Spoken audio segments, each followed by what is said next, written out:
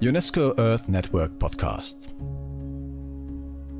Our relationship with nature is threatening the environment we all live in and we all depend upon. We must reconcile with nature. UNESCO Earth Network brings together the voices of leading scientific experts from across the globe, committed to find tailor-made solutions to tackle local environmental challenges in UNESCO-designated sites, such as World Heritage Sites, biosphere reserves, and global geoparks. Welcome. You're listening to the Earth Network Podcast, a production made possible by the Government of Italy. Throughout the series, we'll be hearing from environmental experts involved in the UNESCO Earth Network project. They set out on missions as UNESCO ambassadors, working with countries and communities to achieve their ecosystem conservation goals. In this first episode, we'll explore UNESCO Global Geoparks, spectacular locations where unique geological features tell the story of Earth's evolution over millions of years. Today, we travel to Tanzania in Africa. Allow yourself to be transported as we journey to Mount Kilimanjaro and Arusha-Meru National Parks, where we'll hear from UNESCO expert Asfawossen Asrat, an Ethiopian geologist and geochemical petrologist.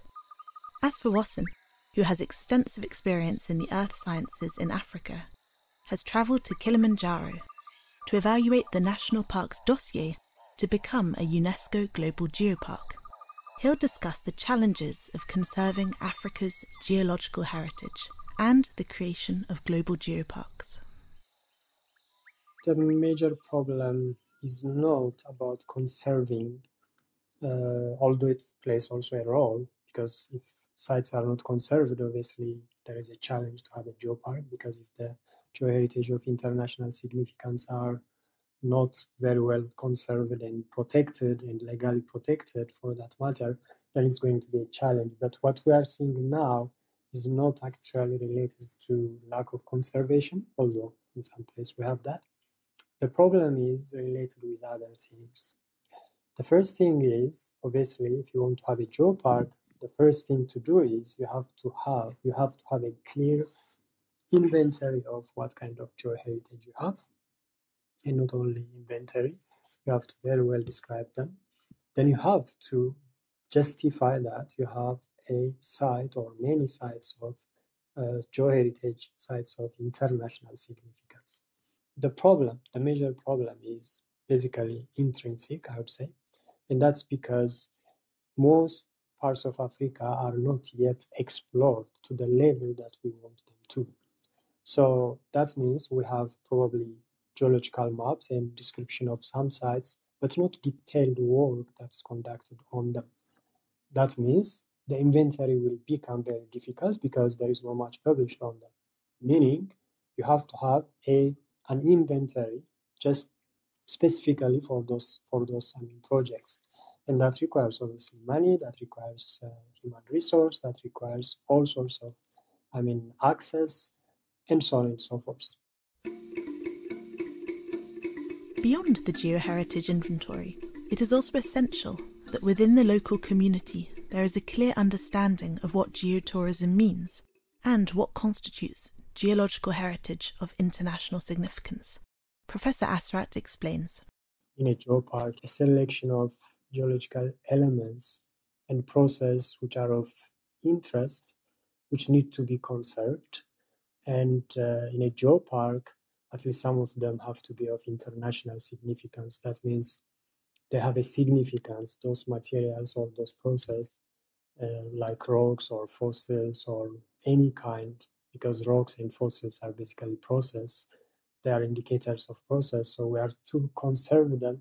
But some of them have a very great significance for understanding the history of the Earth, the evolution of the Earth. So that's what we call the international significance, or they could be unique in some case. They are only available in that particular area or in few areas, including that particular area where we want to have a geopark. So that's where the concept of geopark comes. So we need to conserve some geoheritage, because they have international significance, and thus conservation can be done in a kind of a defined management strategy. And geopark is basically a management strategy of conserving those specific geoheritage in a particular area, and of course with the ultimate goal of having a socio-economic development and sustainable socio-economic development for the local community who reside and who are custodians of those geoheritage or geodiversity. During the visit to the aspiring site, the conservation officer of the Kilimanjaro National Park, Shwahibu Musawi, highlighted how the mission had changed their perspective on the importance of geological heritage in Tanzanian culture and history. He explains. We come to realize that the geology has a lot to do with our history, with our culture, with everything that is going on in our daily life. From this, we can see that the UNESCO Global Geopark approach can add value and integrate geological heritage within broader cultural and historical contexts. But how does this work? The Tanzanian colleagues basically was considering the geopark as a kind of an addition to the national park, and they're not really very much, getting into the geologic aspect. They just consider it as a site, as a viewpoint, and so on, and that's it. So from that perspective, I think the mission was very, very helpful. They were not really linking the, let's say, the culture of the sites or the culture of the community that are living in and around Kilimanjaro or Arusha-Meru with the geological activity. Because, it will be easier, obviously, for a geologist to see that because we know what it means, we know how the rocks are going, to help in terms of soil development, agriculture, and so on, and how people are attracted to fertile soils, and how people are attracted to areas where you could get water, and so on. So all these things, basically, wherever we go in the sites, when I was doing the mission, I was trying to show them how these are linked to the livelihood of people. So probably that was a kind of an eye-opening for them.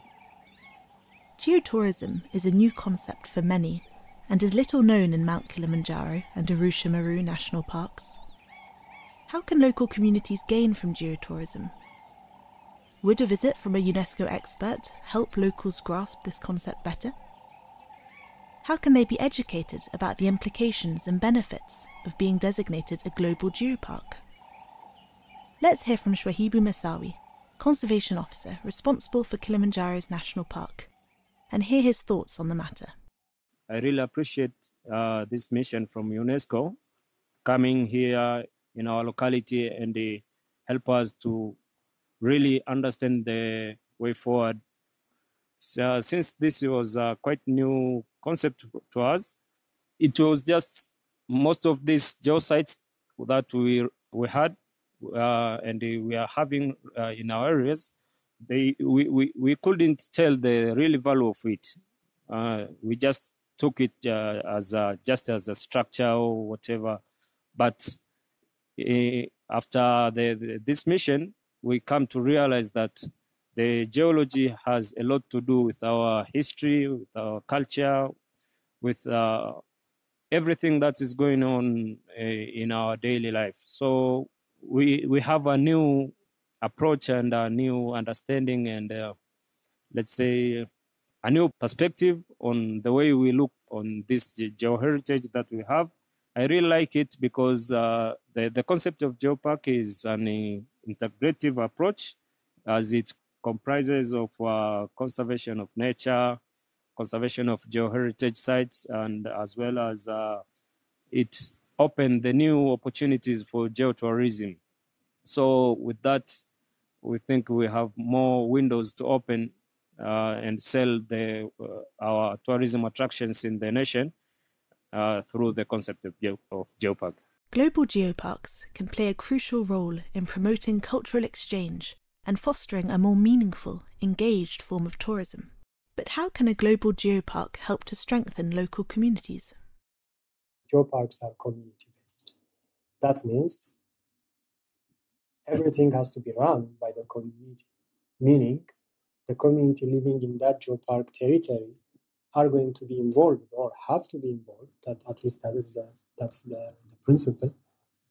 But when you have a geopark, that's the whole idea. You will increase the engagement of the tourists with, or the kind of interaction of the tourists with the local community, and that has to be done, and that's what's going to help a lot the local community and also the tourists, because the more they stay, for example, in these local communities, the more they learn about the culture, the more they learn about the history of those local communities. And that means the more they interact also, the more they tell about their culture from where they come from. That means when you increase the interaction, obviously the communication is going to be also more important. So if we increase the residence time and if we allow people to go to the local communities who are part of the geopark, then that's how geoparks are going to help interaction, cultural interaction, and so on and so forth. So yes, I mean, geoparks are there in the first place to help the community to interact also with tourists and to benefit economically and also to learn from other cultures. UNESCO Global Geoparks aim to reconnect human society with the planet we call home, celebrating the 4,600 million year history that has shaped our lives and societies. We hope you enjoyed this episode, where we explored how a global geopark can stimulate the creation of innovative local enterprises, generate new jobs, and offer high-quality training courses.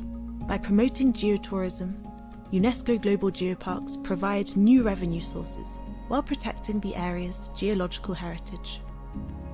In our next episode, we'll travel to the Caribbean and hear from experts in the Viñales Aspiring Geopark in Cuba.